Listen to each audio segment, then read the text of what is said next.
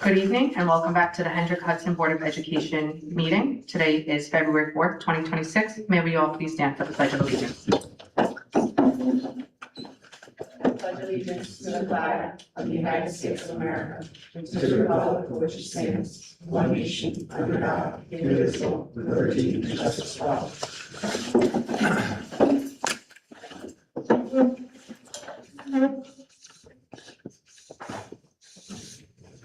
So tonight we do not have any student recognition. If I could, President Silverman, I would like to just take a moment to recognize two individuals, though they're not students seated here at the table, who do so much for our district and in service of our students and our staff and community. Recently, our district clerk, Ms. Carmen Koch, and our Board of Education President, Amelia Silverman, both celebrated birthdays. On behalf of the district, I want to wish them both a very happy belated birthdays and thank them for all that they do and all that they give of themselves to the Hendrick Hudson School District. It is my hope that their special days were truly about them, spent along those who are nearest and dearest or doing something that they enjoy. And thank you for all the time and talent you give to our district and of service to our community. So thank you.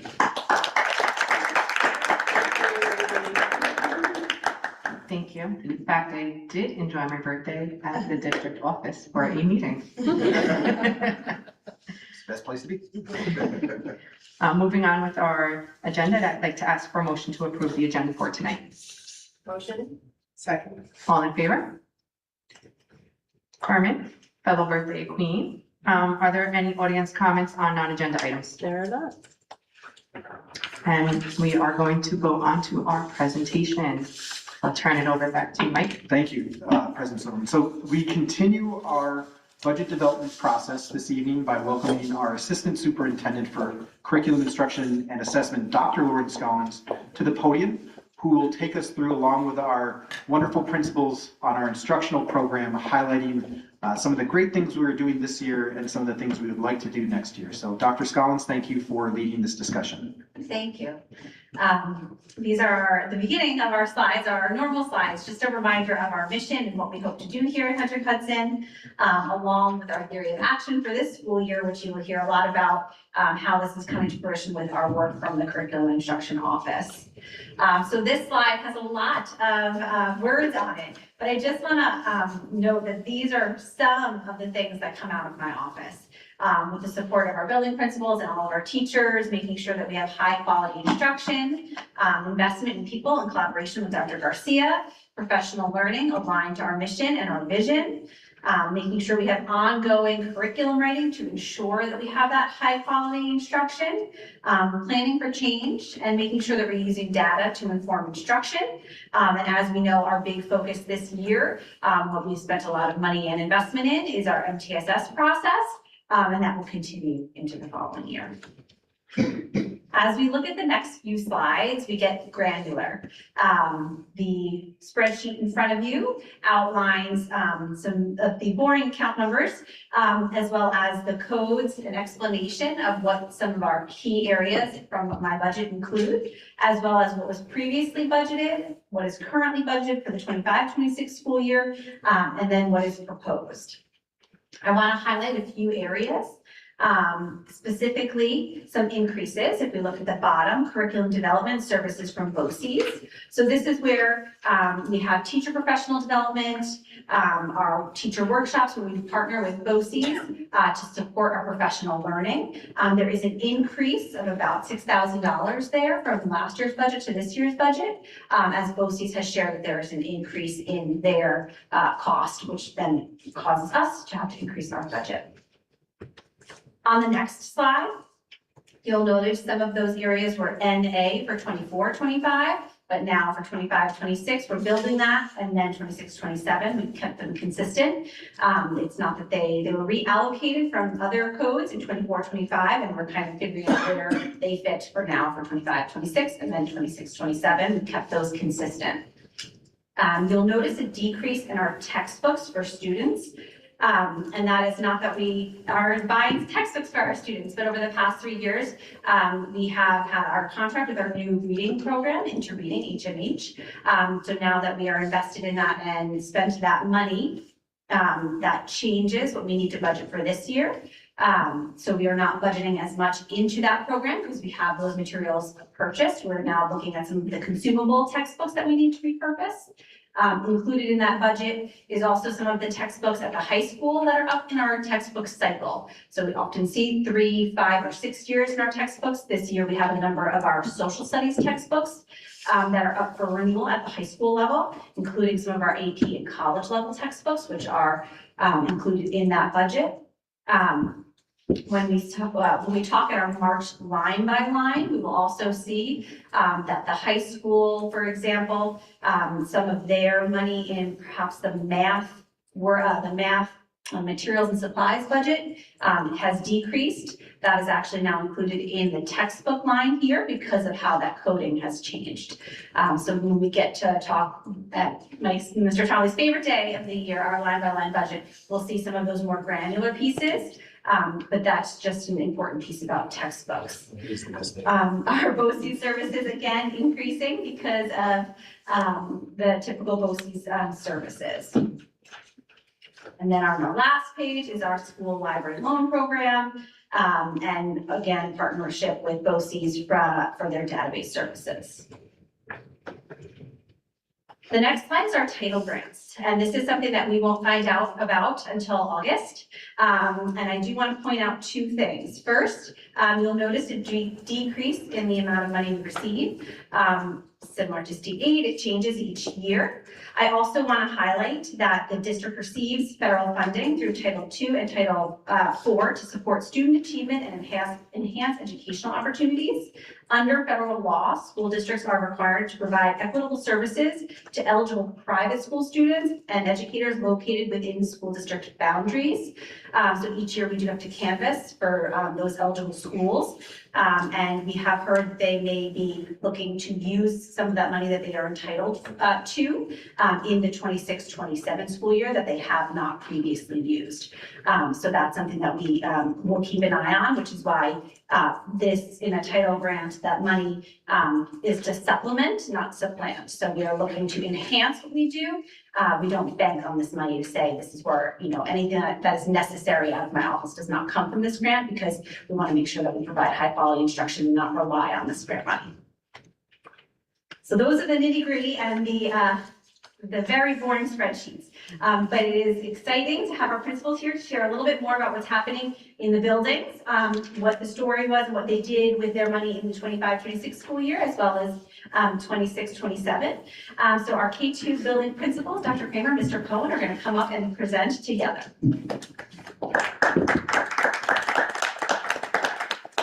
Good evening, everyone.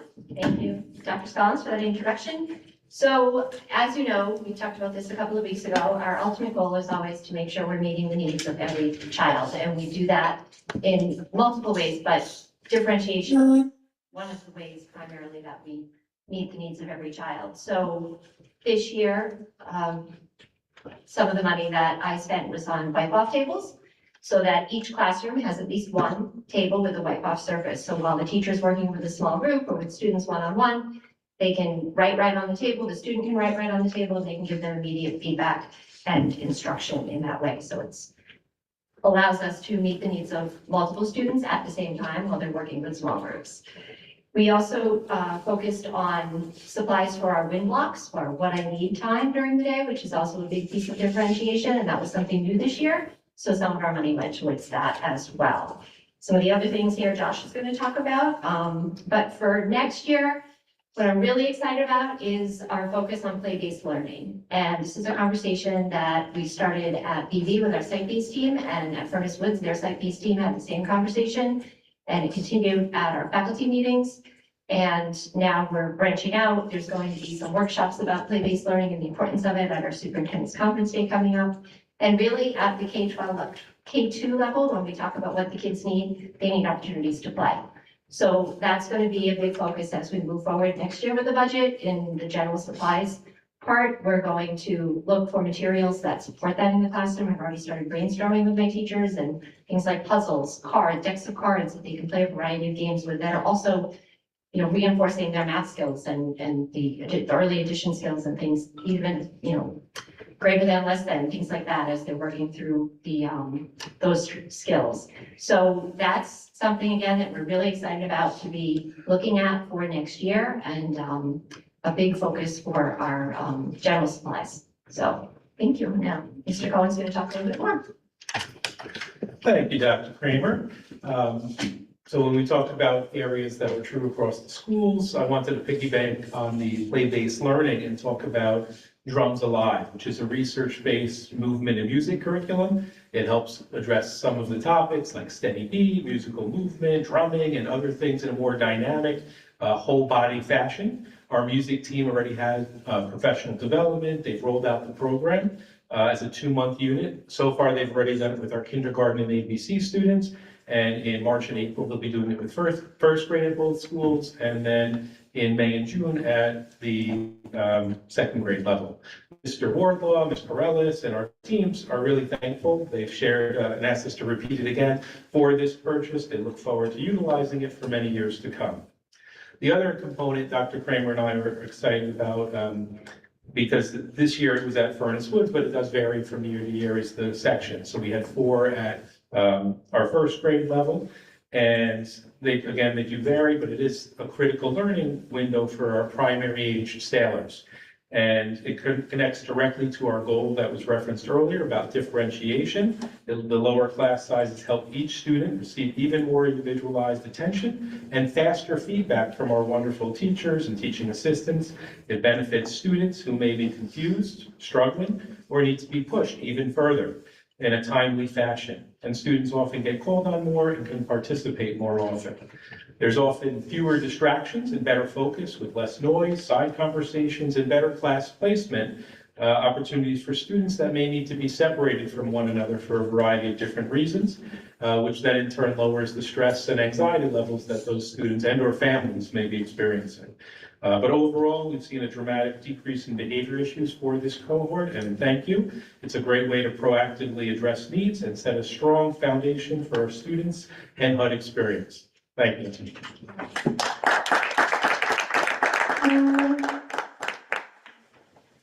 Thank you for highlighting some of the exciting work that happened in 25-26, as well as some of the things we look forward to in 26-27. I'm excited about our superintendent's conference day in March, where we do have several workshops that will happen throughout the day, and play-based learning and curriculum writing is a part of that. I will now invite Ms. McGill up to the podium to talk a little bit about her budget. Good evening, everyone. So for this year, we are following the theme of MTSS and differentiation for our students. We have really worked on building the win block with many different activities for students. The classrooms are equipped with the white tables. Research also says that students are more likely to take risks on white paper as opposed white desks that they can wipe off as opposed to on pieces of paper. And teachers utilize that for both ELA and for math on a regular basis. We have coaches who have been working really hard to support us in both differentiation and instruction. What is one of my favorite things about Furnace Woods, aside from the students, is that we really have a robust SEL program. Our school counselor, Mrs. Bowen, goes into each and every classroom to deliver our second step program. She partners with the peer leaders from the high school, and the students absolutely love having high school students come down, seeing their leadership, having an opportunity to speak to their older peers. So that's another thing that we have worked on supporting. We also, for our English language learners, purchased some curriculum materials for them because they did not have their own curricula. And we wanted to make sure that they had some quality materials for instruction. We are also making sure to vertically align with the middle school. And Ms. Froman, Dr. Toro, our coach, Ms. Kowalski, and I, we've all been planning different activities. So We had an exchange at the middle school. Those teachers want to be coming to the elementary school, and there's a period for reflection. And the hope is that the teachers really pick up things that they like from each level, and also get a sense of where the students are coming from and where they're going, along with just teaching on a regular basis. For next year, we are planning to support our English language learners even more. And we're doing it not just by providing staff development to our E&L teachers, but really looking at our entire staff and looking at how we can transform learning for all students, not just our E&L students, looking at the techniques that we're using, because all these techniques are going to benefit every single student. So we have partnered with consultants from Siena College, that we've worked for the past 2 or 3 years, I believe, and they have proven to be really effective and knowledgeable in working with our teachers. And we are looking at optimizing our schedule, and we're going to be devoting resources to school visitations, all types of research, to really see what's out there, what works for Frank G. Lindsay, to make sure that our daily schedule actually supports what we're trying to do, which is to help optimize all of our students' learning and to make sure that when they get into middle school, they're as ready as they can be.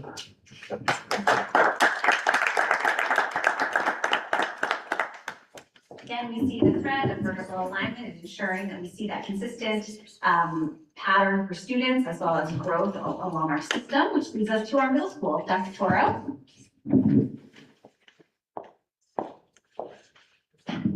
Good evening, everyone. Thank you, Mrs. Trombley, Board of Education, Assistant Superintendent, Directors, and fellow administrative colleagues.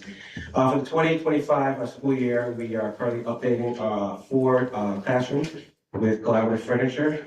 This is the investment supporting modern instructional practices, such as project-based learning, small group instruction, and student collaboration. We're happy to say that the furniture actually arrived last week and should be assembled shortly and be in the classrooms very, very soon. We're also in the initial planning phase and implementation of our PBIS, which is our Positive Behavior Intervention and Support System, with the explicit goal of aligning it with the MTSS process. This allows us to shift our reactive discipline practices to proactive data-driven supports by aligning behavior, academic interventions, and using our resources more efficiently. Professional development represents another targeted investment within Blue Mountain Middle School. In mathematics, as my colleagues have discussed, we have a mathematics consultant, and is helping us strengthen our K-12 alignment, especially our partnership with FGL. This ensures our instructional practices, expectation, and curriculum are aligned across all grade levels. We have worked collaboratively with FGL, with our math teachers who have worked together to align pedagogical practices, strategies, and learn from each other. Thank you, Mr. McGill, for allowing that work to happen. In English as a new language, funds were allocated for professional development that strengthened instructional practices and supported our co-teaching model. This investment directly benefit our E&L and general education students by improving access to content, support language development, and promoting inclusive instructional practices. As well, we're working collaboratively with the high school. Thank you, Ms. Martina Alves. This week we'll be conducting staff intervisitations where our E&L department and some members and colleagues, including myself, will come to the high school to view some structural practices. We've also implemented the practice of school-to-school intervisitations where teachers from other schools learn directly from other students in other schools. 2 of our math teachers were able to collaborate with teachers from Peekskill Middle School to learn building thinking classrooms. Also, as stated before, that we have our E&L teachers coming up to the high school. We're also leveraging BOCES professional development to maximize cost effectiveness while expanding staff expertise. These funds support training in areas such as AI classroom strategies, MTSS, PBIS, special education strategies, collegial circles, master schedule development, updated school law requirements, and best practices in progress monitoring. Looking ahead to the 26-27 school year, we're looking to update and recertify our project venture course, as well as replace and recertify equipment to ensure student safety and program compliance. This investment protects a high-impact program that develops teamwork, leadership, communication, and problem-solving skills. And it is run through our physical education department.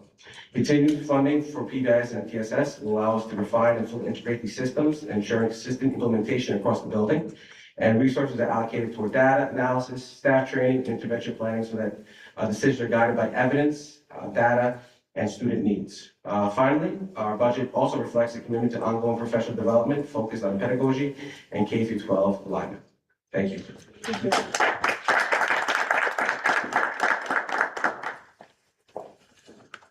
Thank you. And anyone who's gone through Blue Mountain knows that Project Adventure course is an exciting and really fun opportunity for our students to build that teamwork. And it is a point of pride for Blue Mountain. So that is definitely something that we look to, we continue on our cycle similar to textbooks to ensure that our students have access to that. Ms. Martina Alves will talk to us a little bit about our high school. Thank you, Dr. Scollins, Superintendent Trombley, Assistant Superintendents, Directors, and Trustees.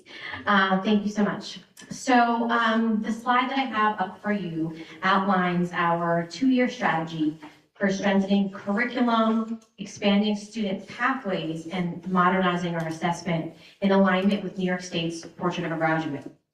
The Portrait of the Graduate has been passed by New York State Regents, and it calls on schools to develop graduates who are academically prepared, effective communicators, critical thinkers, creative innovators, global citizens, and reflective future-ready learners. Our work through the plan pilot and related initiatives is designed to move these attributes into daily classroom practice. Our approach is phased, this year really building capacity first and then embedding these practices system-wide across our courses and our instructional strategies. So we have been developing curriculum this year, looking at new courses that we want to offer, aligning that learning with the Portrait of a Graduate. They are emphasizing problem solving, collaboration, real world application, and bringing disciplines from being separate to really thinking about how these disciplines speak to one another. These courses are intentionally designed to include performance-based assessments where students explain their thinking and apply their knowledge. We've also spent funds this year training new teachers in our Project Lead the Way program. Just a few board meetings ago, we were recognizing some of our students in that program. This program strengthens STEM pathways for our students and supporting creative innovation, design thinking, and technical communication in the area of STEM, which are key components of the Portrait of a Graduate. We also have some new club opportunities and student-led initiatives. Much of the focus of this work is really enhancing and providing opportunity and space for student voice as our high school students develop from 9 through 12 and become our graduates.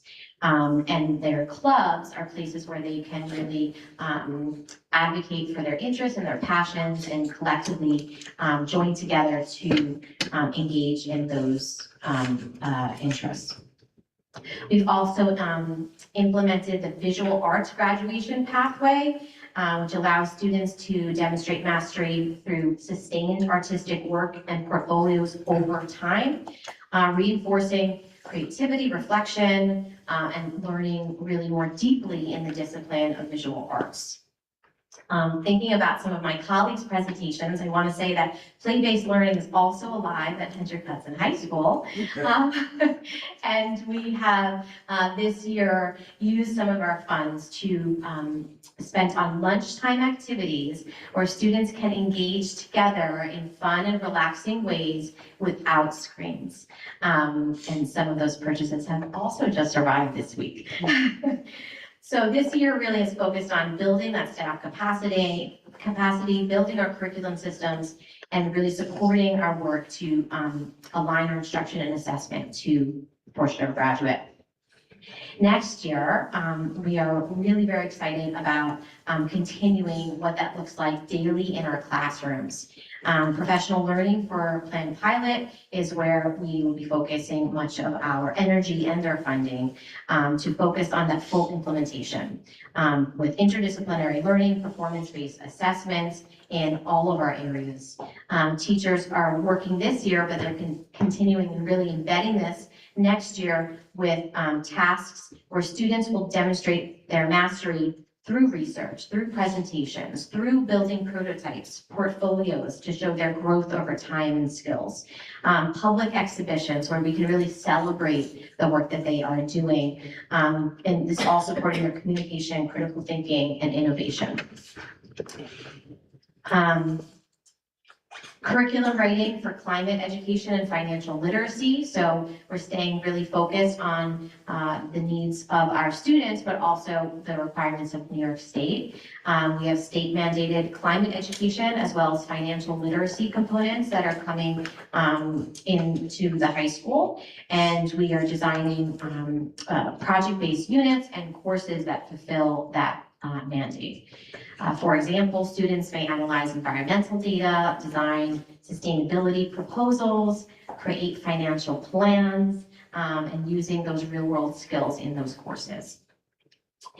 We also, like some of my colleagues, are looking at our scheduling and really looking deeply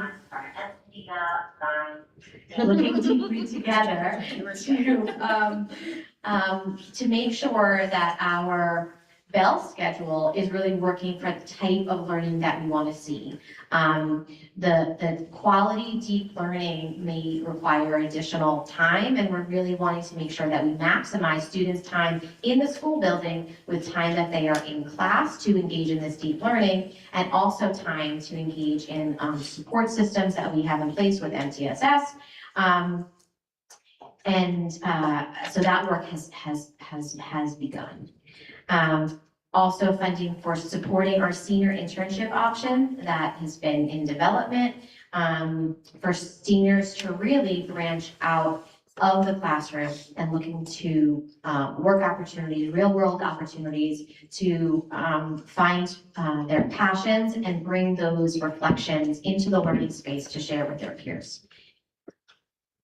This year is really focusing on next year is really focusing on embedding these portrait aligned practices into the daily systems and structures.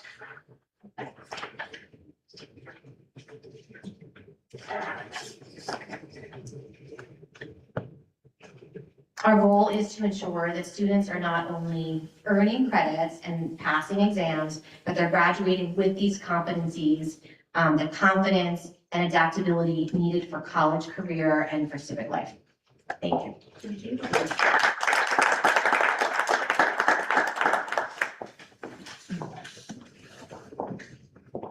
Ms. Martino Alves did talk to us a little bit about the New York State Portrait of a Graduate. And I want to say that all of our principals' presentations this evening talk about how our K-12 system supports a graduate.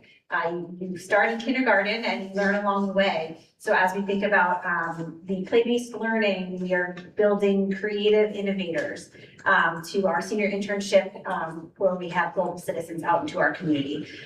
So it's exciting work that our professional learning and some of the money we spent this year in our professional development, it has all been tied to the Portrait of a Graduate and the elements of a Portrait of a Graduate to ensure that our system is supporting our students.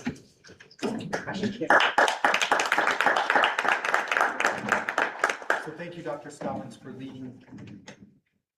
So sorry, Lisa, I echoed you and I can't even turn on my own mic. So thank you, Dr. Scollins, for leading a presentation that put together some of the story behind the numbers that you saw on the initial slides. And thank you to our principals, not only for the presentation, but also your thoughtful efforts day in and day out. If you heard board, there was a theme of cohesion and alignment. And as Dr. Scollins stated at the beginning of the presentation, that's one of our administrative priorities, is that the experience that we have at schools that service the same students, whether it be Buchanan for Plank or Furnace Woods, they're experiencing the same thing in each of those schools with programs and supports and extracurriculars, that there's alignment to the next grade level that our students will go to, because we all know that eventually our students will all come to Blue Mountain Middle School and they'll all come to Hendrick Hudson High School. So thank you for your thoughtful attention to detail on that and the care that you give to having a cohesive and aligned educational system for our students. Thank you very much, and thank you for a wonderful presentation. At this time, Lauren, go ahead and feel free to take a seat unless there's questions to the board or from the Board of Education about the presentation that you just saw. Okay. Thank you. I would like to make. I just want to thank all of you for including play. Anybody who works with kids knows that it's critical that children be able to move and play in order to incorporate what they're learning. And I love that it went all the way up to the high school. So just thank you so much as somebody who works with kids. And for anybody in the community who doesn't understand, when you say play, it's not taking away from instructional time. It's giving them a chance to integrate what they're learning with their everyday life. It's so wonderful. So thank you for that. I love it. Thank you. And it's a thoughtful play. My son had a play at school day, so I had some questions about that. And he brought Beyblades today. Oh gosh. So hopefully he's at home safe and nobody has a black eye in his class. Any other questions for our principals as they wrap up their presentation? Okay, great. If you want to move on to the next slide. I'll turn it over to our assistant to the superintendent for financial stability and controls, Ms. Jill Figueroa, who will start off by providing some updates since our last. Oh, yes, we can, principals, you're welcome to stay for the remainder of the evening. Or you can, I'm sure, get home to go look at what Beyblades are. Or don't. Oh, I have something. Probably has Some data. Data. Okay. Good night. You guys. So board, just a reminder, we do view these budget presentations as not only providing you details about the ins and outs of what we're thinking for next year, given the number of variables, but it's a process. So in line with that iterative process, Ms. Figueroa will start off with some updates on some of those variables that we received since the last meeting. In fact, at the last meeting, which we didn't want to bring to the table because we didn't have a chance to interpret. So Jill, I'll turn it over to you for the next slide. Right, so good evening, everybody. So yeah, I'd like to update you on one or two things and then go over some financial information. So we did get our initial state aid runs at our last meeting, so we had a chance to look at those. We are expecting to receive only a mere $124,000 extra over last year's state aid. We're hoping that number might change between now and the time our budget becomes final in the upward direction, obviously. We were anticipating about $650,000 more. So this will have an impact on our planning so far. So I'm hoping, like I said, that number will change and there'll be a redistribution and the state will rethink its designation for aid where they're sending it. So those are the adjustments that really we knew about from our last meeting to this meeting. Just to give you a little bit of a financial narrative, since it's been a while since we first started to talk about budget, in 24-25, the district had planned to use $3.7 million from its fund balance to close the revenue gap. The books were closed without using it. $1 million came from a grant and aid, and $33,000 remained after all expenses and revenues were accounted for. 25-26, the current year, the district plans to use, or planned in its budget last year, to use $4.4 million. And it's anticipated at this point, 6 months or 7 months into the school year, that we'll probably use about $3.3 million of that planned amount. This means that in 26-27, our future year, that we cannot meet our budgetary needs without using additional fund balance to close the revenue gap, since we already know that we're going to be using most of what we planned for this year. It also means that we'll begin to deplete reserve funds at a more rapid rate, cumulatively year over year going forward. So what do we, need to do as a district? We need to combine our efforts, partake in some thoughtful contractual negotiations, purchasing habits, try to maximize our state aid, and from all different aspects of the budget, either through special education and, high cost aid, tax aid, foundation aid, and utilize those aids to the best through transportation aid and building aid. Finding revenue streams and finding ways to sustain valuable programs while helping our taxpayers sustain the value of their homes at the same time. So up on the screen here now on the slide, I am going to present some budget options. So we have, the district is now facing, we're at that point in the budget where we're really starting to plan, having heard from some of the departments, we still have some more to hear from, where we are with things as far as the tax cap goes and how much fund balance we'll need to use to make those ends meet. So I've displayed here a 6.63% increase in the budget from 2025-26 to 2026-27. Right now, those are the figures for what we know we need to spend for next year to sustain those programs. In order to do that, I've given 5 different scenarios. One is what we would call our tax cap compliant budget, which means we would be aiming at staying under that allowable tax cap based on the formula that the state has given us. So that tax levy would be around $56 million, a 2.86% increase in taxes, not in taxes, excuse me, in the tax levy, right? So that tax levy is not your tax rate. Those are 2 different things. The use of fund balance, and how much remaining fund balance we would have if we were to stay tax cap compliant. And with that scenario, we would be using about $9.5 million of our fund balance, leaving about $17.1 million.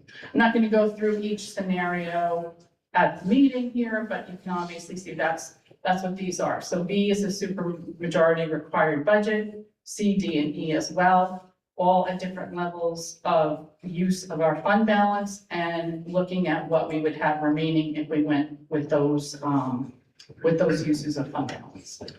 Just to provide the context behind that, again, at the last presentation where we shared with you our thoughts on an initial approach to building our budget, the board did ask us to look at various options that compared variable use of fund balance, of tax levy, and also to help balance the budget. And also the board had an interest in knowing the remaining fund balance given those variables. So Jill and her team were able to put that together. And that's what you see before you here.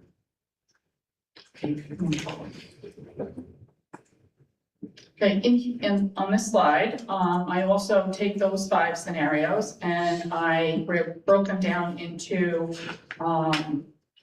what the taxable liability would be for homes valued at $350,000, $500,000, and $700,000, just to give everybody an idea of what those tax levy changes would mean to homes of these values in the Cortland and Peekskill school, well, it's the Hendrick Hudson School District, but for the town of Cortland and for the town of Peekskill, because we have 2 different levies that come out for those 2 towns. Again, the first column is tax cap compliant, and then again, B, C, D, and E represent the other scenarios that were represented on the previous slide.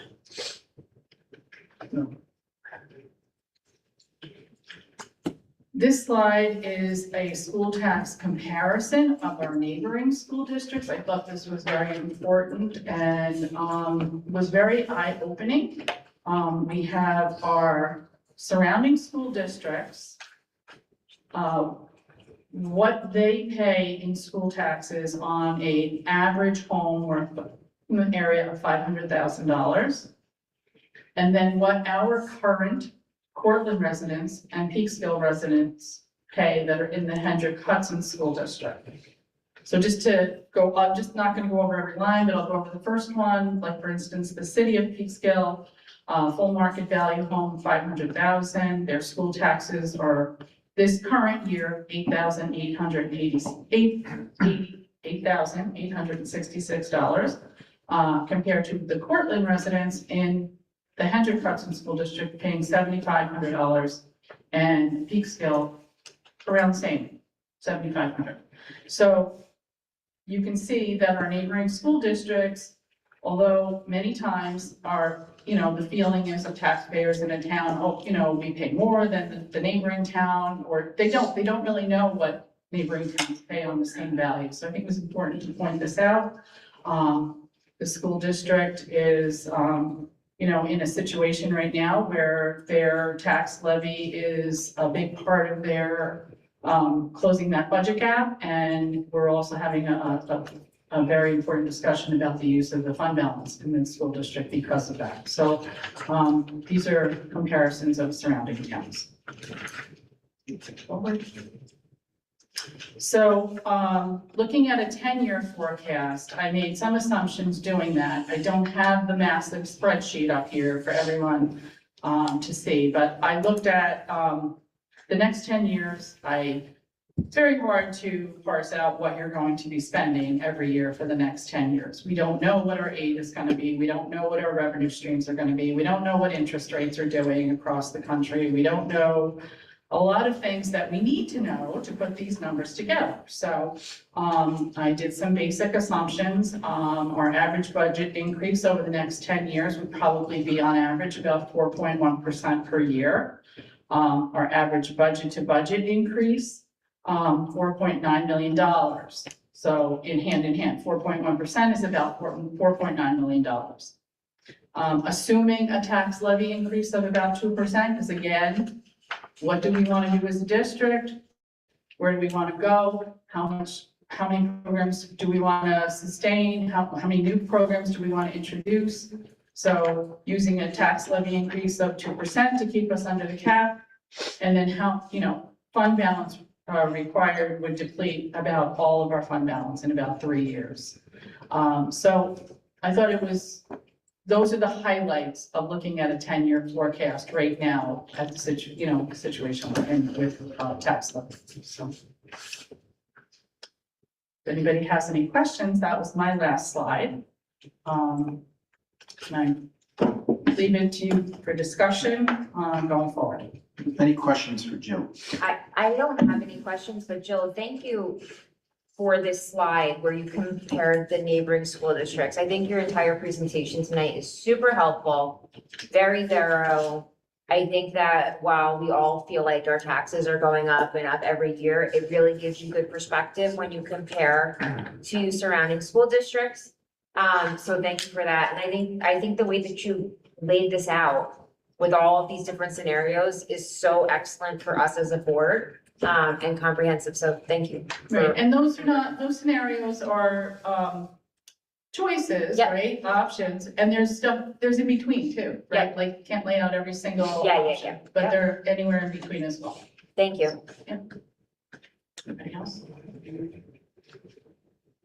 Okay. Thank you very much, Jill. And I'll echo that sentiment. Jill, I know you and your team, that's a lot of information to process. And I know it seems like a while since we've been gone, but Jill and her team were able to put together some really good details for the board to help in their consideration of what we want to move forward within our budget. So Greg, if you'll move forward to the parameter slide. This is just a reminder of our current parameters that help guide our budget development when we're not necessarily at the table, or even when we are at the table, but when we receive feedback, when we have conversations about our budget, which is ongoing, not just at the table. We use these parameters to give ourselves guideposts to do that. On the next slide, I wanted to just revisit this conversation here. As we begin to develop a budget, I feel some questions from our community, but there's always that question as well too. If you found a budget to stick with that utilizes an amount of fund balance or an amount of tax levy that you don't need to make cuts, will you still be making cuts? And the general answer is more than likely. And there's a number of reasons behind that. The biggest one being, we are a school district who lost $25 million in revenue. So that's about a quarter of our revenue.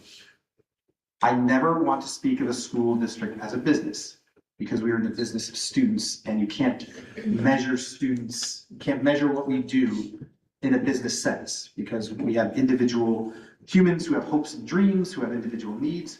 But if you look at that perspective as far as the amount of revenue we lost, it is very difficult to find any private or public entity that loses a quarter of its revenue stream and does not change its paradigm of how we operate. And we have tried, and we will continue to try, to keep our paradigm as stable as possible for our students. But there needs to be changes to have long-term financial viability. So the general answer is, and also in general terms, the needs of our students change. The nature of a school district changes. We want to ensure current and future success of our students, but also financial viability of our school district. So no matter what percentage of fund balance we use or amount of fund balance we use, no matter what percentage of levy we work with the board on adopting, part of this will be how do we right size, find efficiencies, whatever term you want to use, that where we look at how we adjust our program and staffing and expenditures in general to ensure that we balance that great experience for teaching and learning and operations, but also with long-term financial stability. And then Greg, if you go to the next slide. So I'd like to solicit the board's input on any considerations you might like to have us consider as we move through this budget process. If you want to go back to that slide where you have the various options that Jill put together. We're looking for your sense of the board on the use of fund balance, looking on the amount of tax levy, any questions you may have. I will say that as you think about this, projections indicate that even with our proposed budget that may exceed the tax cap this year, because that's a parameter that we're working within, we anticipate the need to make reductions and or increase taxes in the future, as Jill just mentioned in her 10-year financial projections, to make sure that we remain financially viable over the long term. So, Greg, if you wouldn't mind going back to that slide with the various options, because again, this is at the heart of every district's budget development, not just ours. What is our need from the district in terms of a budget to support our students? Within the variables of our revenues, which we're starting to get a better understanding.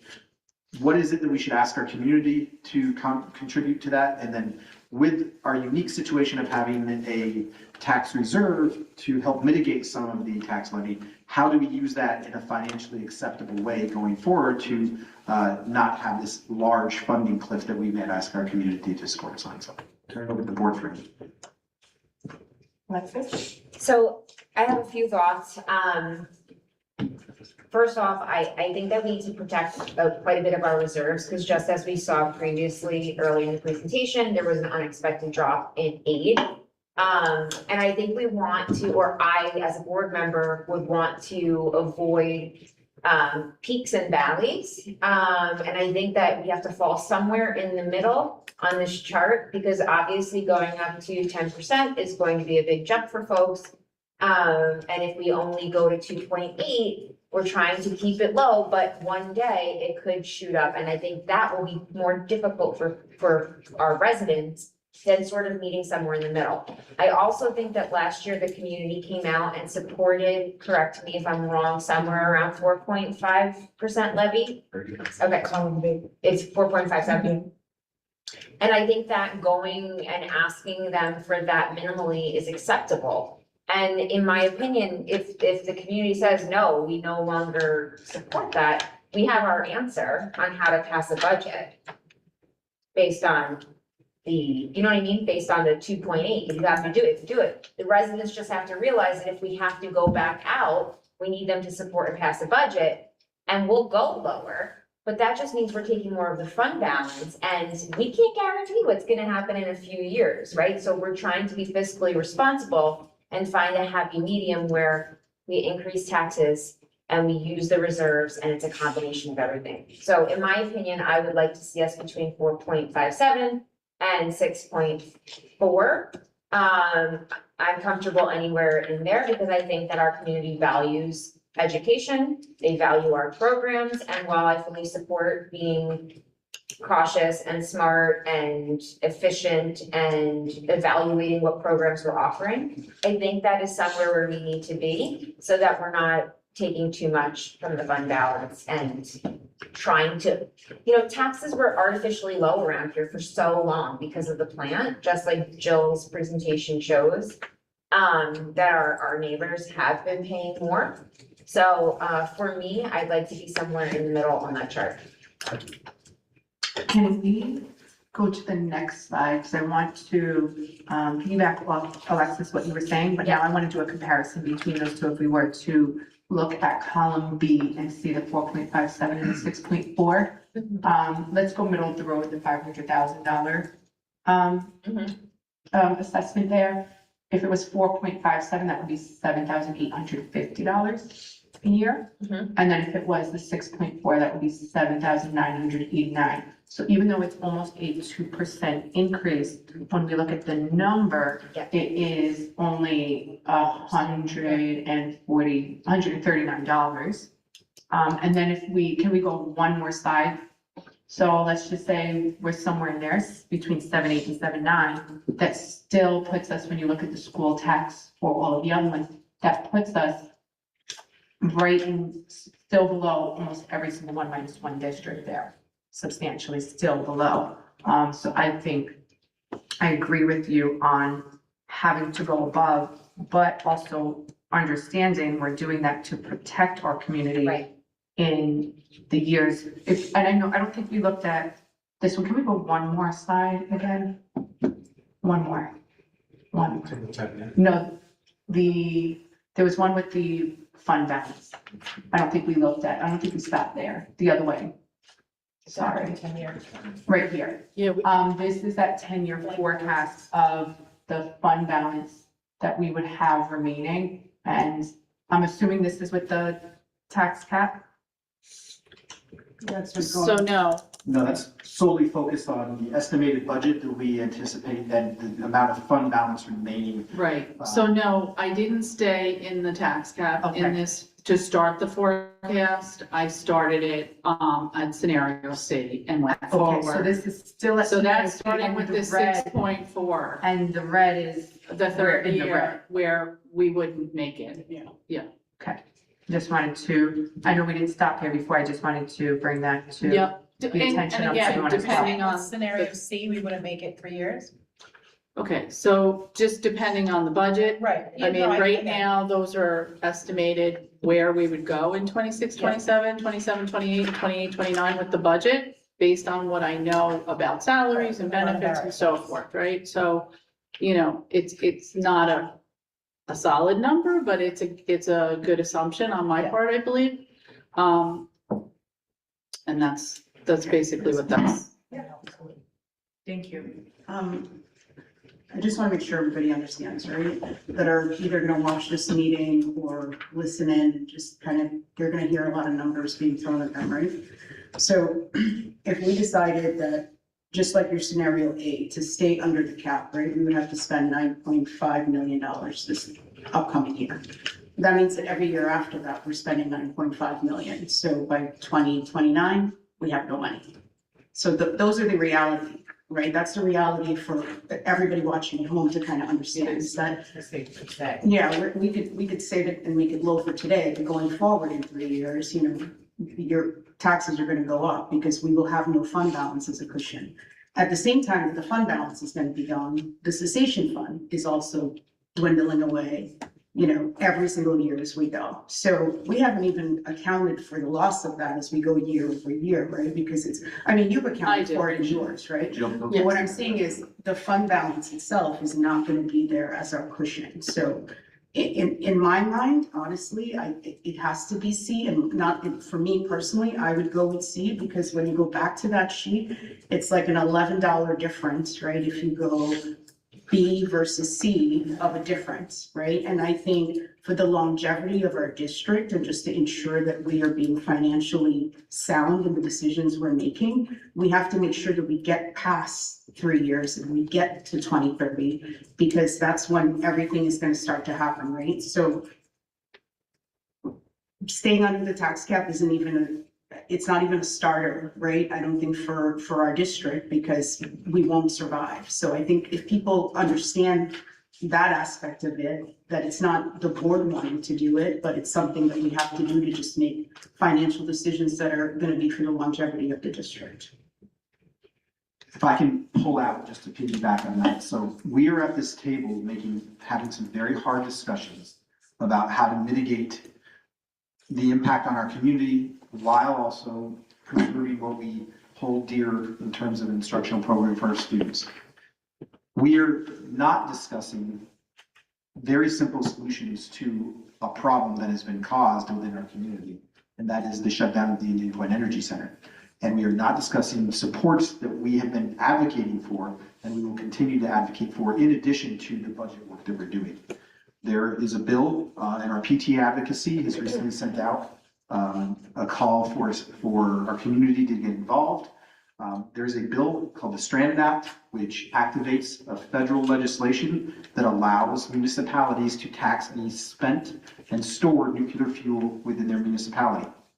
We've done the research, and the amount of stored and spent nuclear fuel on the Indian Point property is valued at a total of $26.6 million, which, if you've been listening, that's pretty close to the $25 million in revenue that we've lost. And all it takes is a federal act to support that. That's what we're asking for. In addition, Trustee Dietrich mentioned the eventual sunset of the cessation mitigation fund. Each year, we're losing $2 million of that until till the year 28-29. Then it goes away completely. We have asked our state legislature, as that is a state program, we've asked our state representatives to extend that cessation mitigation fund. That is a fund that is fully funded, paid for by the electrical users throughout the state. There's money in those coffers that only right now there are 2 municipalities accessing that mitigation fund. There's money in those coffers that could be used to support us that in 28-29 will not be used. And it's money that has come from our households in New York State that will just be sitting in those coffers. So I urge everyone to go back through their email, find the PTA advocacy letter. They have simple ways how you can contact our federal for the Stranded Act, our federal legislators, and our local legislators, state legislators, to help us with the cessation mitigation extension. And if you check your email tomorrow, the PTA Advocacy Committee will be sending out information on how you can get involved with advocating for the cessation mitigation program. So every week or every 2 weeks or so, the PTA Advocacy Committee will be sending out a call to action with these specific acts that that Mike was just talking about, and ways that you can get involved. So last week or 2 ago was the Stranded Act. Tomorrow you'll see something about the mitigation fund. And as always, reach out to the PTA Advocacy Committee with questions. We thank them for their support. Yes. But I didn't mean to take that, but I think it's important that this is, the work here at this table is the work that needs to be done, but it's part of the larger picture that we as a school district are working to ensure that we can sustain what we do for our students here. I just wanted to know, is there some place other than searching through our emails that we could sort of put this information for people that are watching or people that don't use email that much? I mean, it seems like the more people we could get to engage in this, both the Stranded Act and the email that's coming out tomorrow. I mean, there's probably a lot of people watching that don't get the PTA advocacy emails. So I'm just wondering, I don't know if it's something that We have we can some, put on our website or we we can have share some on plans Facebook, and we've included it on our newsletter. There's an advocacy little block, and if there's a PDF that's a clickable link, and each newsletter will have a clickable link that goes directly to a one-pager that has information about the legislation and then how you can get involved. And we are actually actively working on ways to push this out to the entire community, including people who are not directly in contact with the Henhead School District. So ideas welcome. We would love to get as many people involved as possible, not just people who are on social media, not just people who are on our email list. So we're working on it. and those are all really helpful ways. I'm just wondering if there's a more permanent Like, how do our place senior to have. centers find Well, out? that's what I was gonna say. Help them. I think with our newsletters that we're sending out, it's one of the things we wanted to share is to share with the senior centers at Brookline and Buchanan, so they're also seeing it because they're not gonna see it through Parent Square on Facebook if they're not on there. So that's one of these. Yeah, I was gonna print some out and actually drop them off for them each week once we have them all finalized, so. We also, not just at budget season, visit our wonderful senior centers. We share this information. We'll continue to do that as well. So we'll make sure Are we that able to put any of this information on the district website? Yes, I'm sure we can. We'd have to check in terms of letter writing campaigns, what that would look like, but yes, we can definitely. Right, I mean, it feels like something easy that then we could just say, go to our district website, because there's so many other great things on it. So right now, what we have is a Google landing page that's got each individual document that's available to the public, but I think what I'll have a conversation with Vinita, we actually kind of started talking about this already, is a landing page where everything is accessible, so. One of the things we had talked about is just doing like sort of like a petition where advocacy sort of writes it all up. And then we do sort of like, hey, please sign this if you want to sign on. And that way people in the community, it's very easy. They could do it from their phone. We're not taking time for them to write a letter. I know there was some talk about that, but I didn't know where we kind of landed on that. Wait until tomorrow.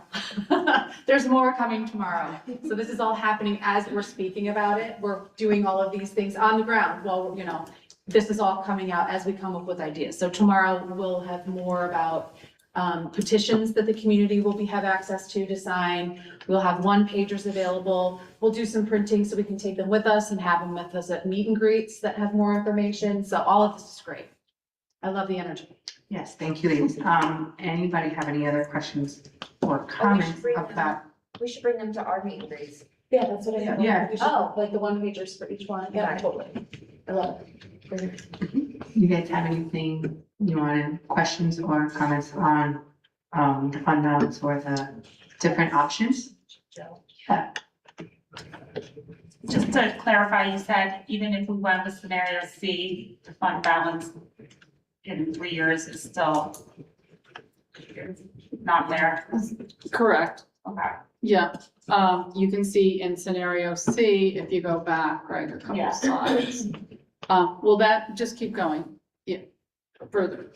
One more, sorry. Right, so using 7.6, so our fund balance right now is 30, right? So 3 times 7, 4 times that, 4 years, you know, it all depends on our revenue and our expenses over those next 3 years. So I can't give you a definite answer, but I can give you a kind of a target, right? So. I'm sorry, Jill. Yeah, sorry. I was just gonna say, I think C was supposed to be 6.8, not the 7.6. Right? Yeah. Reversed, it's. No, No, That's right. no, what are you asking? I'm sorry, no, because on our sheet, so it's different. oh, I'm sorry. That's okay. We can make sure. Yeah, we can just update that. I'm not sure I see what you see. Oh, here, it's in. Can You you- have it. Yep, So the use of the fund balance goes 9.5, 7.8, 6.8? Is that what you're saying? Yeah. Yeah. So it's just a little different than the, okay. To take a look. We'll double check to make sure. So basically, It's still the I same. think it's the same remaining. Right, That last column, the last row is still the same. It's that second to last, the use one is different, but the remaining is accurate. okay. I'll take a look at it. Okay, It's thank you. not basically, it doesn't matter Yeah. which scenario we use, it's correct. Well, it matters to what the tax levy is. yes, It does, I Right, so think, it doesn't just matter making in the terms of point. Saving the fund Yeah. balance. right. But it also helps us next year, right? Wherever we start from this year is where we're gonna start from for the So- tax levy next year. So it sets us up at a different pace, Good which point. is gonna help us long, Right, so in the what, long run. changing the levy from one year to the next gives you the starting point of your calculation for your formula for your tax cap. The following year builds in that extra amount, but I've taken that into consideration too, thinking like, well, how much, if we're able to raise it and then we are able to start at that number the following year, realistically, how much would we be able to save from that? So your fund balance isn't going to get depleted by, you're saying, the 9.5 and the 8.6, if we're building in some extra from year to year, right? Correct. So it all depends on how much you're able to save fiscally at the end of each year. Right. And just to reiterate what was alluded to is the fund balance is temporary and it's not meant to keep in our coffers.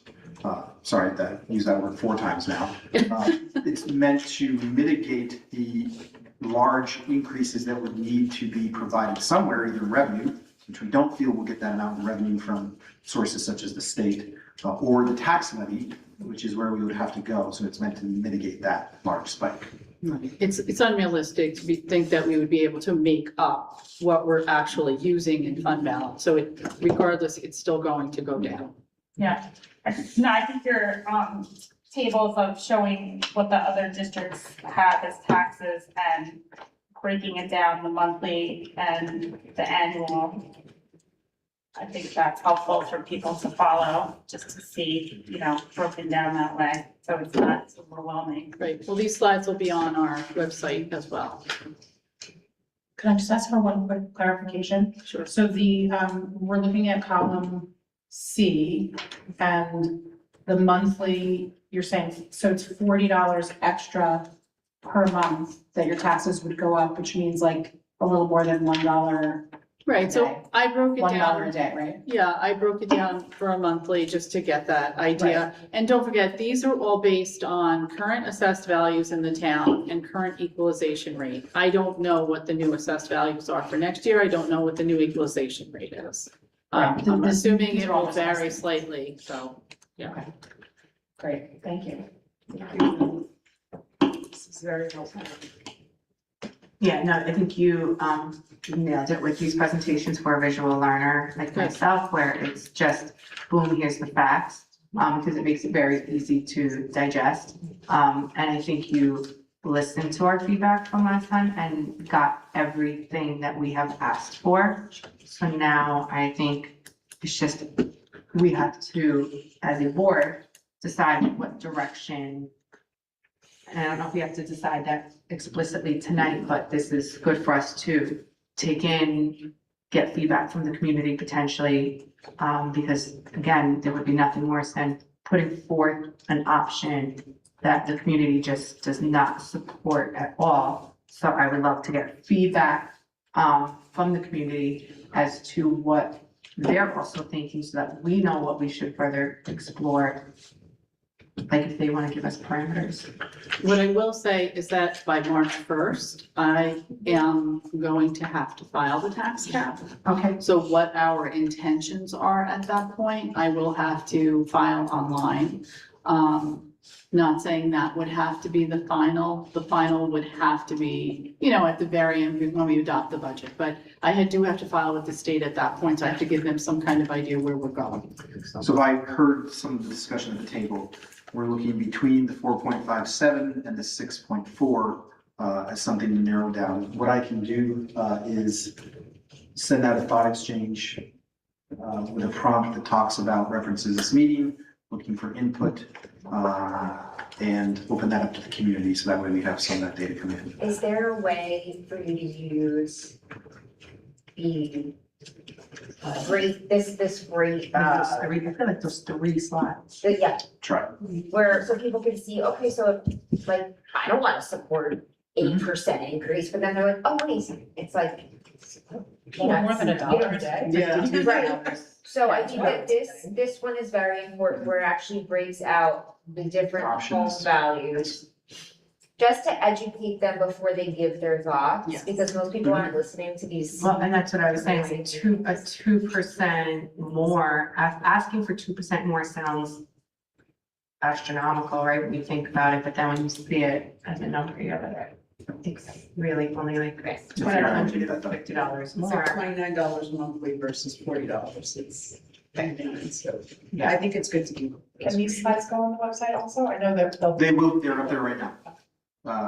Because the document is live. diligent or, They're on the website right now. It's under budget, though, it's not plastered on the front, but it's under the budget. I think just including those 2 pages and the thought exchange, and then just maybe a link to the meeting if people want more We can do that information. definitely. And those can be the highlighted very Word quick. document. Yeah, it's very quick. These are the 2 slides to look at, and we want you to do that.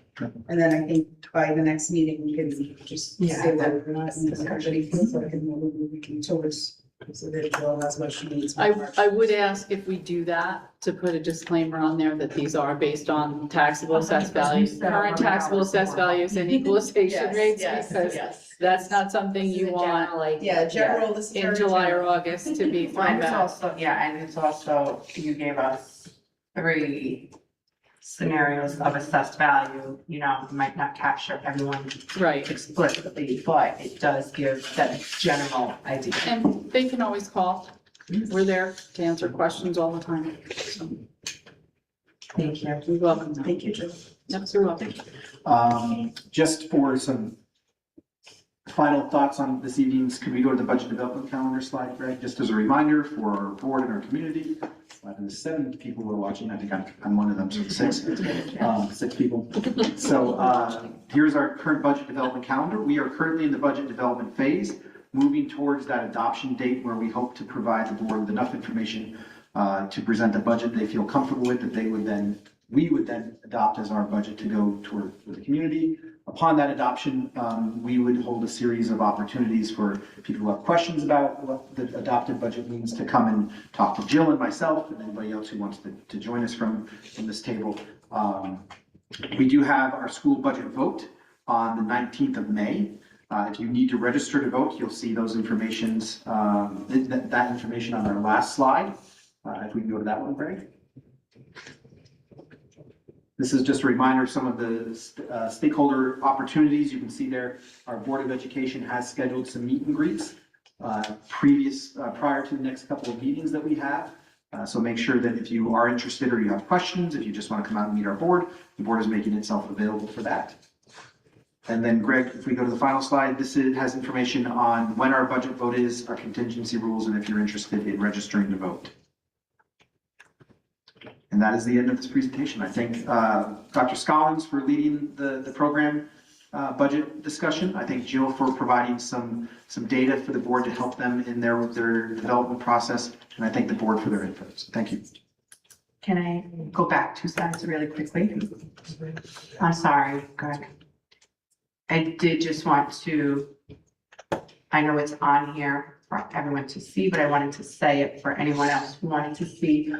We are having board meet and greets, specifically for budget talk, but honestly for any feedback from the community. Those would be held from 5 to 6 in person at the HHCSD High School on February 25th, which is right before our next meeting, March 11th and April 7th. And then on April 21st, also from 5 to 6, but it would be a virtual option. And there would be 3 board members and the superintendent there to have discussions and answer any questions. And Jill. Sorry, Jill. That's the most important member. Okay. There will be a sign up genius for those. Oh, yes. Thank you, Carmen, for reminding. There will be a sign up genius that you will have to use to sign up for those meetings so that we know approximately how many people will be attending and what to expect for those. And there was a postcard. You should have received that in the mail with this information about 2 days ago. We'll also make sure that it's my weekly updates that come out of my office as well. I got mine. Yeah, I got mine. I didn't know we were gonna. Anybody else get that postcard? It was in our email. I didn't know it. We don't get mail delivery from them? Oh, that's good. Oh, I turned this off, but I need to turn it back on. Sorry, guys. Thank you. Did anybody else have any last comments or questions? Awesome. Thank you for that presentation. Okay, and now we are up to the consent agenda.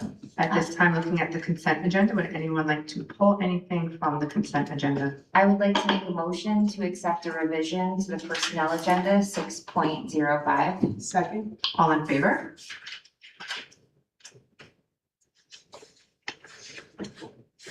So I would like to ask for a motion to approve the consent agenda with the revision to 6.05, the professional personnel agenda.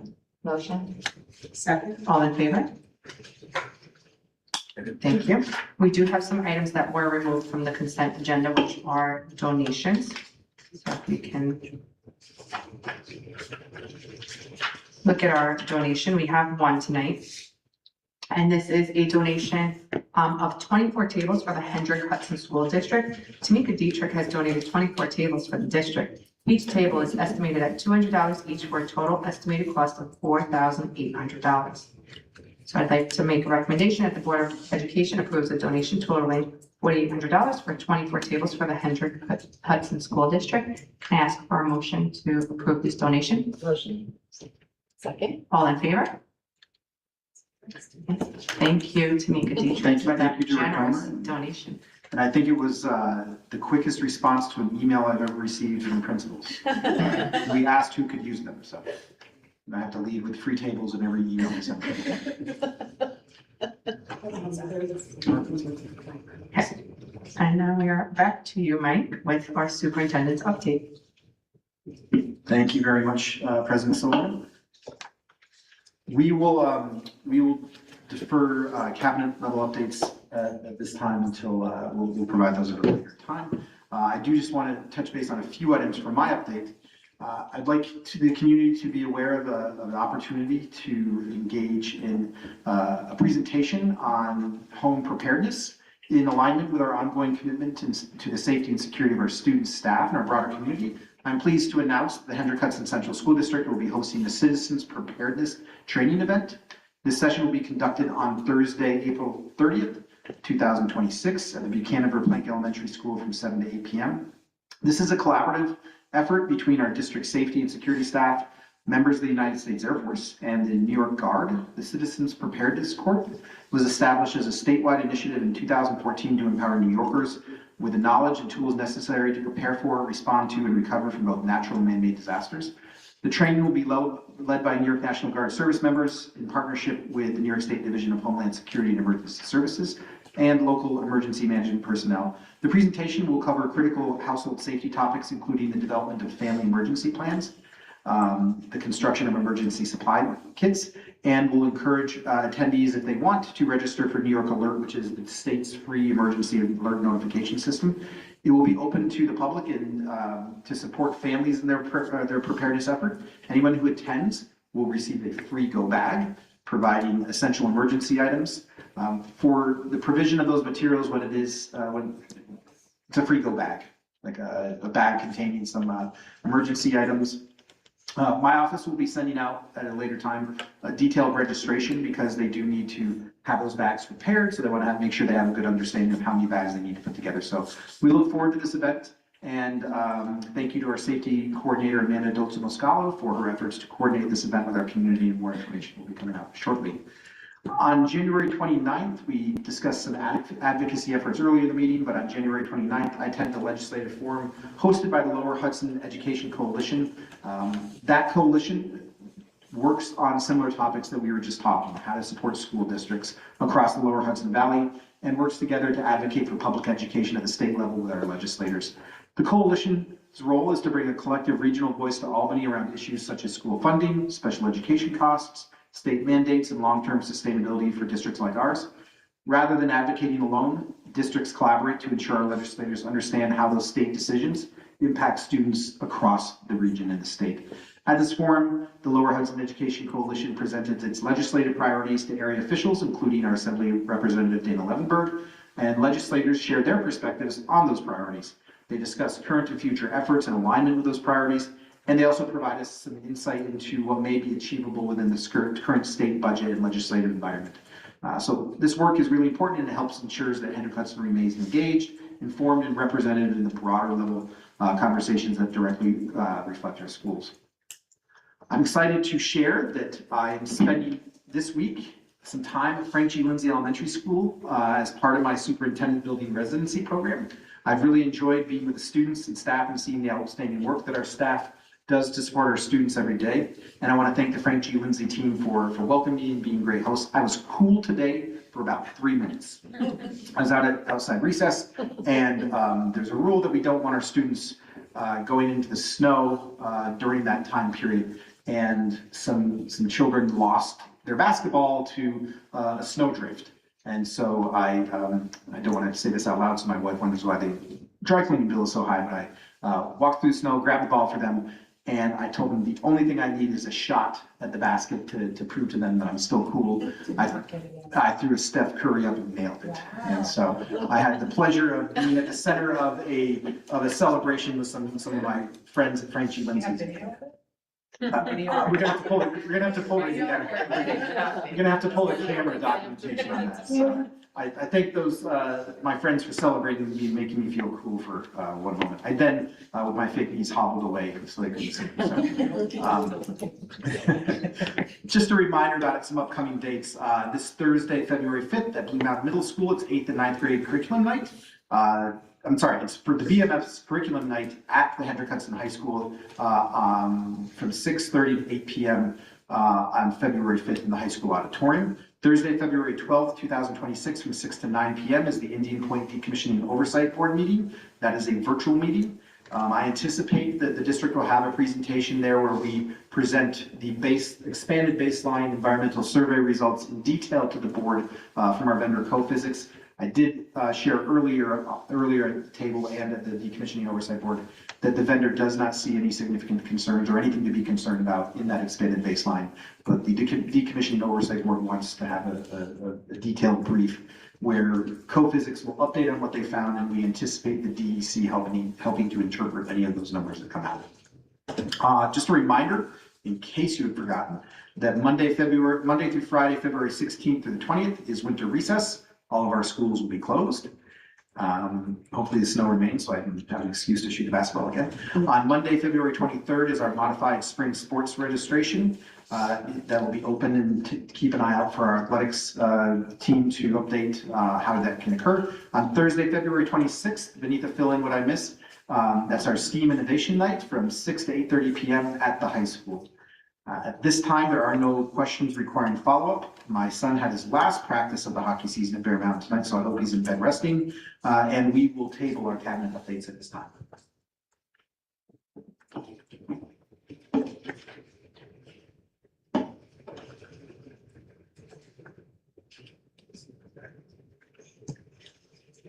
No.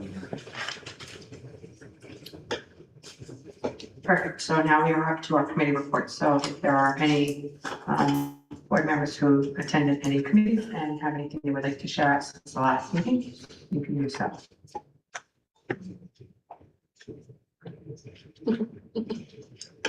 Finance, are we just? Yeah, this like finance policy will be presented. Finance, safety, curriculum, PTA elementary meeting, there's a dance coming up next Friday at Furnace Woods. So for kindergarten and first grade. Sweet as candy. Huh? The theme is sweet Candy. as candy. Yes, it's so cute. Do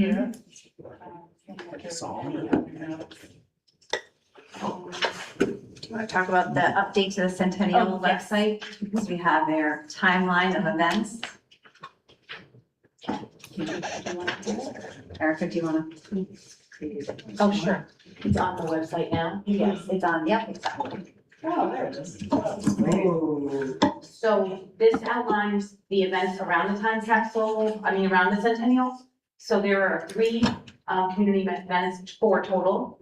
The one on Friday, May 1st is going to be the time capsule review. And we're still working on the details of that because we haven't actually gotten to the time capsule yet, but we're getting there. And we'll have more information about that coming up. May 15th and 16th is when we're gonna have the video release, the movie release for the Hendrick Hudson Centennial Celebration. And there'll be building tours that day. And we're gonna have a lot of items on display, and we're hoping to invite the whole community as well come to that. Students are also included in both of these events. And then on May 30th is our Centennial Gala for the community. Those tickets are going on sale in a week or two, and there is going to be a price freeze, like you want to explain it. So I want to highlight, thank you, Erica, for creating this beautiful graphic, and for the team and the committee, everyone on the board who's working on this. Our first 2 events are open to the community and free events. We are excited about the time capsule once we unveil that, as well as the movie that we're working on with the help of our students. for the Centennial Gala. That is in partnership and thanks to the HHCEF for supporting us in this. And there will be more information about purchasing tickets in the next week or so. And we will be doing a flash February sale on the ticket price. And I'll just reiterate my thanks and appreciation to the Centennial Committee members. I'm not good at interior decorating or party planning or event planning. Logistics is more my background, but I know the amount of time, thought, and effort that's going into these events to make it truly remarkable for the community. So a little bit of tongue tied there, but thank you to everybody who's supporting that. Yes, and everybody who is an alumni, get your memorabilia and items. There's a form, right, on the Centennial page, where you can put in what you're donating and, you know, the person who's collecting the items, so. I'm gonna see some more of those jackets. Yeah. I have my jacket. The yearbook from 1942 this week. Oh. I saw what Frankie Lindsay actually looked like. Oh. The man. The man. Pretty sure. I like to show the picture. I'm sorry, that probably should have clarified. Pretty sure the picture is in the lobby at the school. It's amazing. Isn't it? Is The picture's in the lobby. It's a paint thing, no? His brother was a principal as well, I believe, right? Lauren, His brother as was we a get principal. closer, can you wear your jacket to a meeting? Sure. I just want to give an update for the high school PTSA. They have a meeting coming up on the 9th. They're hosting a Zumba night on Tuesday, which everyone is welcome to, students, parents, anyone in the community. And SEPTA has a meeting next Wednesday, the 11th.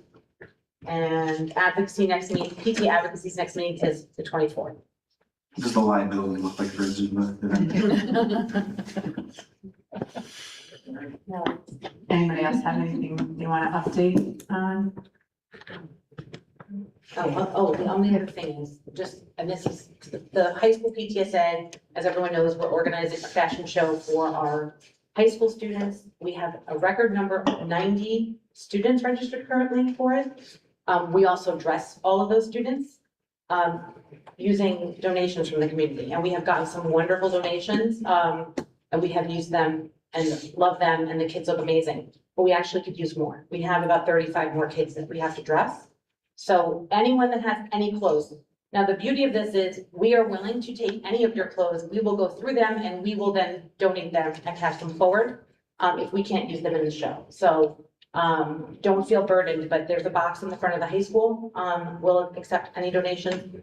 We've gotten some wonderful items. The kids are loving this so much. The fittings, I wish I could sort of like almost record how these fittings go and the excitement that they have when they find that right piece or whatever. It's stuff they would never wear otherwise.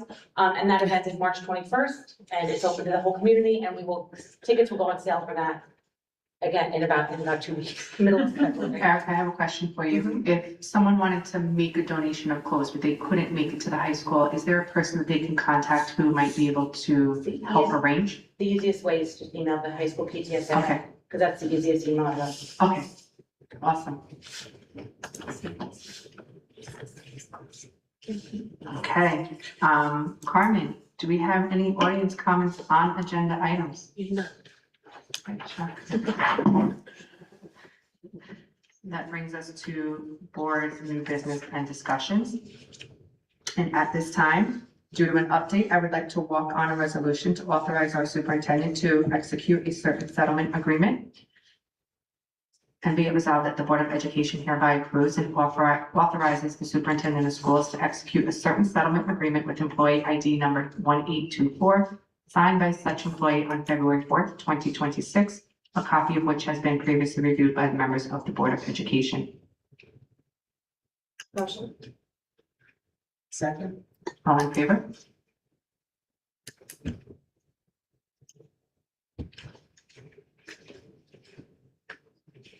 And that moves us on to policy. We have, My privilege. At absolutely, this point in time, I'd like to excuse the cabinet. Thank you for your time with us tonight, your input, your information, and please get home safe. Thank you. so we do have 8 things under our policy readings. 1, 2, 3, 5 of them are second readings that we can act upon tonight. 3 of them are first readings to retire, and we can discuss how we want to move from there.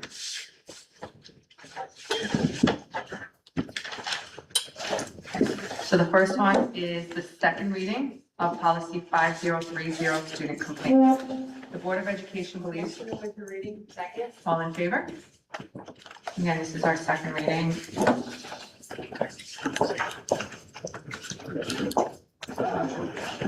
Yeah, we can change this since the last time as it was presented. Based on a recommendation from Ms. Does anyone have any other questions or thoughts on this one before we do this? Motion to approve policy 5030, student complaints. Second? All in favor? Thank you for that. And we will look at our second reading of the revision of policy 5130, compulsory attendance ages, sorry. All children are required by, Motion to waive the reading. Second. all in favor? We did make a modification for making it inclusive. Yeah, we made it, yes, we made it more inclusive and this one was it's just about the age of attendance and the requirements and when they can start school. And this is not something that we decided as a district, this is mandated legal by state regulations. I'd like to make a motion to approve policy 5130, compulsory attendance ages. Second. All in favor? Thank you. Okay, and we have our second reading of revision of policy 5160, student attendance, and this is a number change as well to 5100. Hendrick Hudson believes. Motion to waive the reading. Second. All in favor? This is a retired policy. It's very lengthy. We outlined all the rationale behind all of it at the last meeting, and why it's important and why attendance is so important. And I just want to reiterate that the most important thing for families to remember about attendance, one of the most important things is the credit. There's 2 things, the credit hours, like students have 20 absences in a full year course in middle school or high school, they can lose those credits, not retain those credits. And in a half year course, it's 10 absences. And this outlines the difference between the excused and the unexcused absences. But then the other thing that I think a lot of people don't realize is that attendance is tied to our state aid. So that's why this is so important. Yes, we would. So the regulation, the great question. Would we do a regulation for this? Yes, that regulation would detail for families specific steps if they need to call in. Yeah. But in general terms, the policy is the policy, but we want to encourage parents if they are struggling with anything related to attendance to please reach out to their guidance counselor or their principal and touch base. Which for regulations, we don't have to bring forward to approve, but that would be referenced within here. Correct, so we reference the policy. Parents would most likely see the regulations in the student handbooks. Yeah, the code of conduct. In the code of conduct. I'd like to make a motion to approve policy 5100 with the number change for student attendance. Second. All in favor? Okay, so then that brings us to, we just approved the new 5100, which was 5160 before, and we are looking now to do a first reading to retire policy 5100, student enrollment. So that is a different policy from the one that was just approved. All school age children residing Motion to waive the legally. reading. Second. All in favor? Motion to retire policy. Wait, second reading. Motion to waive second reading of policy 5100, student enrollment. Second. All in favor? Motion to retire policy 5100, student enrollment. Second. Okay, and that is, again, just because we just approved, so this one is very updated, as you can see, it was from 1987, and it had not been updated since, and we just approved the new policy 5100, that is, in case you couldn't see the difference, this is 2 sentences, and that one is like 3 or 4 pages that we just did. It's very much more outlined and detailed. So thank you, policy. So in the, I was in second grade. just real quick, 51, it's on the final, we just approved, it says 5100. That should be attendance, so. What are you doing? So we just retired policy 5100 and we did a revision of policy 5160 to It 5100. used to be 5160, we're renumbering it to 5100. So we retired our old policy 5100? Yes. Yes, We didn't have a 5160. correct. Okay, I just wanted to make, Right, hold on. I just wanted to make that clear. 5160 was student attendance. Yes. No, we had a 5160. We That had was a the one that we 5160. just approved, but we're approving the one, the lengthier one. We're approving it And NISBA with recommended, with the changes, but then we're also renumbering it to 5100 to replace this 5100. Okay. For 2 minutes, there were 2. Ellen's gone. You would maybe next time do the other way around. But it's Which these next couple are all embedded within the former 5160 that is now 5100. These that we are bringing forth to retire are all embedded within. So it will be one policy covering these policies that we are asking to retire. So first reading to retire policy 5170, student attendance accounting. Motion to waive the reading? Second. All in favor? This is just Camille said, this is one, we're gonna retire this. It's the first reading to retire. We can, as a group, decide whether or not to waive the second reading to retire. Motion to waive the second reading of policy 5170, student attendance. Second. All in favor? Motion to retire policy 5170, student attendance. Second. All in favor? I'm trying to read I'm moving to the next one. I'm trying to make sure that I look ready for the next one. And again, here we have, but this one went further back. I'm just getting my bearing here. Oh, yes, we just approved policy 5030, student complaints. And now we are looking to do our first reading to retire policy 5311.3, student complaints and grievances. And again, that will be embedded within 5030. So just trying to check my numbers, my numbers gal. So reading policy 5311.3, student complaints and grievances, regulations shall Motion to be, waive the reading. Second. all in favor?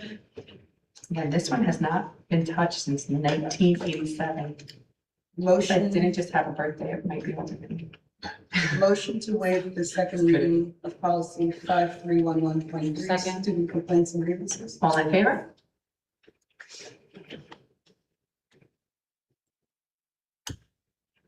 motion to retire.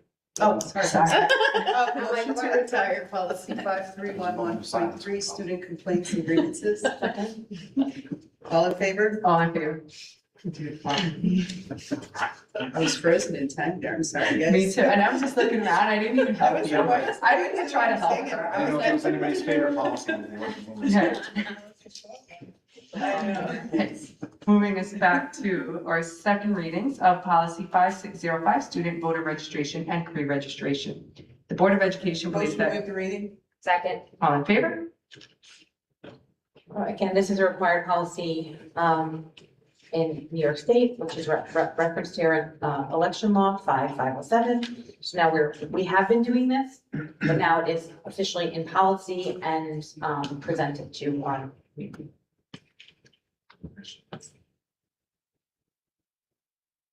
Motion to approve policy 5605, student voter registration and pre-registration. Second. All in favor? Beautiful. And the last one for tonight is our second reading of policy 5710, school safety and educational climate, SSEC reporting. The Board of Education. Motion to waive the reading. Second. All in favor? All right, this was another required policy that we added while doing our NISBA audit. This one was the one, this is required. This is all required language.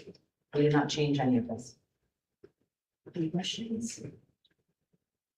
Motion to approve policy 5710, school safety and education employment reporting. Second. All in favor?